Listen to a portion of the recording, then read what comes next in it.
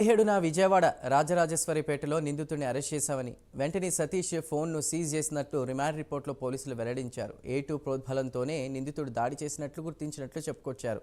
CM జగన్ను చంపేందుకే పదునైన రాయి విసిరారని, దాడి ఘటన వెనుక హత్య చేయాలనే ఉద్దేశం ఉందని తెలిపారు. కరెంటు లేని సమయం చూసి జగన్ తలపై కాంక్రీట్ రాయితో దాడి చేశారని రిమాండ్ రిపోర్టులో వివరించారు.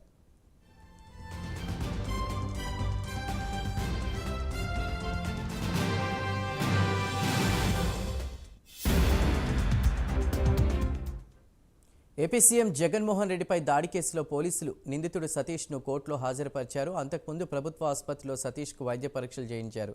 వారిని వివిధ కోణాల్లో విచారించిన అనంతరం కోర్టులో హాజరుపరిచారు. సీఎం జగన్పై సతీష్ దాడి చేసినట్లు పోలీసులు నిర్ధారించారు.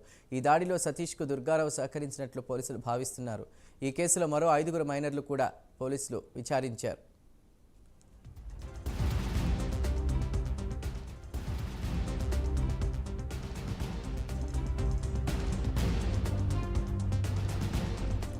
మరోవైపు పోలీసులు అదుపులోకి తీసుకున్న వారి తల్లిదండ్రులు తమ కుమారుల ఆచూకీని పోలీసులు తెలపడం లేదంటూ కోర్టు మెట్లెక్కారు. అసలు నిందితులను ఎప్పుడు అరెస్ట్ చేశారు ఏంటనేది మాత్రం ఇప్పటి వరకు కూడా పోలీసులు అధికారికంగా ప్రకటించలేదని ఆవేదన వ్యక్తం చేశారు.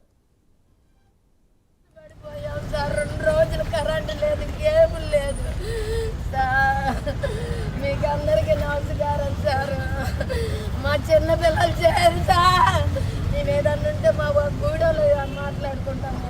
మేము మాకేం మంత్రులు తెలియదు సార్, నాకు ఇంత వయసు వచ్చింది, మాకు మంత్రులే తెలియదు, మేము నాయకులు తెలియదు సార్, మాకు తెలియదు సార్.